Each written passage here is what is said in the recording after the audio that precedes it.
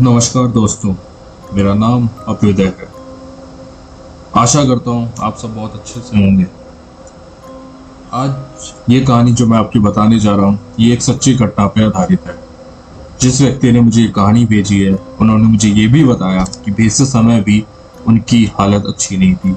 जब भी वो इस वाक्य को याद करती हैं वो उनके पूरे शरीर में करंट सा दौड़ जाता है। वो डरी सहमी सी हो जाती है कुछ पल के लिए। तो आइए समय ना वेस्ट करते हुए इस कहानी को तुरंत शुरू करते हैं। ये कहानी सिर्फ एक कहानी नहीं, एक सच्ची घटना है। इस घटना ने मुझे बुरी तरीके से हिला के रख दिया। आज भी जब मैं इसके बारे में सोचती हूँ तो कांप उठती हूँ। मेरा शरीर मानो ठंडा पड़ जाता है और मैं बेहोशी की स्थिति में आ जाती हूँ। मैं अपने बारे में क्या बताऊं, मैं कुछ कहने की स्थिति में नहीं, और फिर भी बता दूं, मेरा नाम शेजल शर्मा है।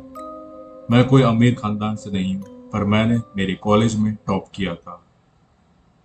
तो कॉलेज की ओर से मुझे स्कॉलरशिप मिली ताकि मैं विदेश जाकर अच्छे से पढ़ाई कर सकूं, अपने सपने पूरे कर सकूं, देश का नाम रोशन कर सकूं। स्कॉलरशिप की बात जब मैंने अपने मम्मी पापा को बताई तो वह मुझे भेजने के लिए बिल्कुल भी तैयार नहीं थे। उन्हें डर था, अनजान देश में कोई अपना भी नहीं जो मेरा ध्यान रख सके। ऐसे देश में मैं जाकर क्या करूंगी, उन्होंने मुझसे यह सवाल बार बार पूछा। फिर अंततः उन्होंने कहा मैं यूनिवर्सिटी नहीं जाऊंगी। शेजल ने कहा, यानी मैंने कहा, पापा प्लीज मुझे जाने दो। पूरे कॉलेज में हमारे बैच से सिर्फ मैं ही सेलेक्ट हुई हूँ, और आप चिंता मत कीजिए, पढ़ाई का सारा खर्चा सरकार उठाएगी। मुझे स्कॉलरशिप भी तो मिली है ताकि अच्छे से पढ़ाई कर सकूं। मेरी आगे की पढ़ाई छूटेगी नहीं। यूनिवर्सिटी से एमबीए की पढ़ाई करने के बाद मुझे एक अच्छी नौकरी मिल जाएगी, फिर आपके कंधों का बोझ भी हल्का हो जाएगा। पापा प्लीज मुझे जाने दो। आज तक तो स्कूल से मेरी कोई शिकायत कभी नहीं आई, अब क्या आएगी। मैं अनुशासन में रहती हूँ और जैसे रहते आई हूँ वैसे ही रहूंगी पापा। पर बेटा मेरी बात तो सुन। पापा आप टेंशन मत कीजिए, मैंने अपना सारा बंदोबस्त कर दिया है। किसी हॉस्टल में या फिर एक घर सस्ते दाम पर ले लूंगी। वहां से यूनिवर्सिटी ज्यादा दूर होगी नहीं। मुझे विश्वास है कि मैं सब कुछ अच्छे से हैंडल कर लूंगी। पापा पर बेटा मुझे तुम्हारा डर है, कहीं तुम्हें कुछ हो गया तो हमारा क्या होगा। पर पापा ऐसा सुनहरा मौका बार बार तो मुझे मिलेगा नहीं। आप एक बार सोच लीजिए अच्छे से और हमें यूनिवर्सिटी जाने दीजिए। मैंने कहा कल लास्ट दिन बचा है, फॉर्म जमा करने के इतने दिन निकल जाने के तक मैंने आपसे इसलिए नहीं कहा क्योंकि मुझे डर था कि आप मुझे जाने नहीं देंगे। पर पापा आप अब प्लीज आप मान जाइए ना। और मैं रोते रोते अपने कमरे में सोने के लिए चली गई। अगली सुबह पापा कमरे में आए। उन्होंने देखा मैं अब तक सो रही हूँ। पापा ने मेरे सर पे हाथ रखते हुए कहा, बेटा वहां पर भी क्या इतनी देर से सोएगी, चलो उठो, बहुत सारी तैयारी करनी है, फॉर्म जमा करना है, बहुत सारा सामान भी लेना है, चलो उठो। और तभी मैं बिजली के करंट की तरह फौरन चमक कर उठी, जैसे मानो मैं सो ही नहीं रही थी। और मैंने पापा को थैंक यू कहा और कहा, पापा थैंक यू सो मच, आप बहुत ग्रेट हो। पापा ने कहा चलो फटाफट तैयारी कर लो, बहुत सारा काम करना है, फॉर्म जमा करना है, बैग पैकिंग करना है, और बहुत जरूरी जरूरी सामान भी रखने हैं। मैं खुशी से सामान पैक करने लगी। तभी पापा ने कहा, बेटा मैं भी तुम्हारे साथ चलता हूँ, तुम्हारा वहां कौन ध्यान रखेगा। तभी मम्मी कमरे से आई। उन्होंने कहा फिर मैं अकेले यहाँ क्या करूंगी, मुझे भी ले चलो, मैं भी साथ चलूंगी। तभी शेजल यानी मैं जोर से हंसने लगी और घर में खुशी का माहौल आ गया। पर यह खुशी का माहौल ज्यादा दिनों तक था नहीं मेरी जिंदगी में। खैर आखिर वो दिन भी आ गया जब मैं दिल्ली एयरपोर्ट से इंग्लैंड के लिए रवाना हुई। दिल्ली एयरपोर्ट पर मेरे पापा मम्मी मुझे छोड़ने आए और उनकी आंखें नम हो गई थी, मेरी भी आंखें नम हो गई थी। मैं पहली बार उनसे दूर जा रही थी। मुझे अकेले ही उड़ान भरनी थी क्योंकि परिवार वालों के पास इतने पैसे नहीं थे कि मेरे साथ कोई इंग्लैंड तक आ सके। और आखिरकार वो दिन आया, वो समय आया जब मैं इंग्लैंड की धरती पर पांव रखा।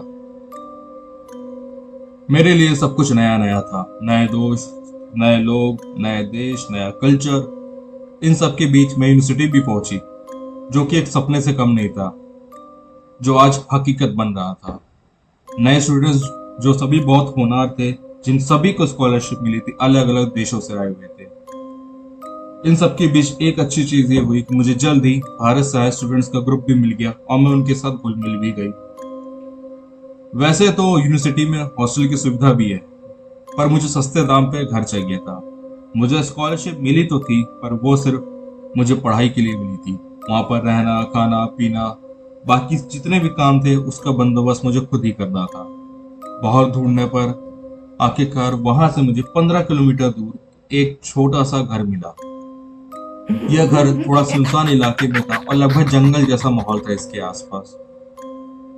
यह घर का किराया भी बहुत कम था, देखने में एकदम भूतिया घर ही लग रहा था, पर मैं इस पर विश्वास नहीं करते थे उस समय।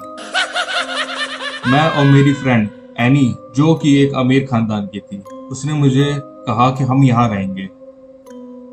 वो बेशक एक अमीर खानदान की थी, लेकिन उसे हॉस्टल में रहना बिल्कुल पसंद नहीं था। वो भी मेरे साथ एक नए घर की तलाश में थी, और जब यह घर मिला तो हम दोनों ने एक दूसरे की तरफ देखा और देखते ही कहा कि ये सही है, हम यहाँ रह सकते हैं। अब एनी मेरी रूम पार्टनर भी बन गई थी, और मैं इस बात से खुश थी कि मैं अकेले इस घर में क्या करती। अच्छा हुआ मुझे कोई मिल गया जिसके साथ मेरा समय अब बीत जाया करेगा। अब यहाँ से क्या हुआ ये मैं आपको बताती हूँ, जो इस कहानी को पूरी तरीके से बदल देगा। ये पहली रात थी मेरी, जो इस नए घर में मुझे कुछ एहसास हुआ। जब रात हुई तो मुझे किसी के चिल्लाने की आवाज आने लगी। मैं पलट के फिर सो गई। फिर मुझे ये आवाज दोबारा आई, और इस बार थोड़ी जोर से आई। मैं एनी के रूम में भाग कर गई। मैंने उससे कहा, आसपास से चिल्लाने की आवाज क्यों आ रही है? वह गहरी नींद में थी। उसने नींद में बड़बड़ाते हुए ही कहा, नहीं तो कोई आवाज नहीं आ रही है। और इतना कहते हुए वो फिर से सो गए। मैं उसे उठा नहीं सकती थी। मैं वापस अपने रूम में आई और पूरी तरीके से चादर ओढ़ कर लेट गई। मैं जानती हूँ वो आवाज आ रही थी, और वो अब भी आ रही है। मैं वापस से समझ नहीं पा रही थी मैं क्या करूं। मुझे लग रहा था मुझे एनी को दोबारा से जगाना चाहिए, पर नई नई दोस्ती थी, मैंने संकोच में आके उसे दोबारा जगाया नहीं, और मैं चादर ओढ़कर लेटी रही। पर थोड़ी देर बाद मुझे ऐसा लग रहा था जैसे मेरे पास कोई खड़ा है। उससे मुझे कुछ पूछने की कोशिश मेरे से वो कर रहा है। मैं उसकी आवाज ठीक ढंग से समझ नहीं पा रही थी, पर मुझे ये कंफर्म था कि वो जरूर कुछ मेरे से बोलने की कोशिश कर रहा है। और दूसरी ओर डर के मारे मेरे पसीने छूट रहे थे। ठंड का माहौल था। मैं चादर जरूर ले रखी थी, पर ठंड के माहौल में एकदम मैं भीग चुकी थी पसीने में, और मैं डर के मारे बहुत ज्यादा कांप रही थी। मुझे बहुत डर लग रहा था। मैं बस चाहती थी किसी तरीके से ये रात बीत जाए, सुबह हो जाए। मैं लगातार भगवान से यही मना रही थी, रात बता दे भगवान, और मन ही मन अपनी मम्मी पापा को भी याद कर रही थी। और आज का दिन मैंने उनसे फोन पे भी बात नहीं हो पाई थी मेरी, जिस वजह से मैं और ज्यादा परेशान थी कि क्या होगा आगे। सो कहानी का अगला पार्ट जानने के लिए आप कल ठीक इसी समय 10 बजे चैनल को दोबारा से आइएगा। Thank you so much. धन्यवाद।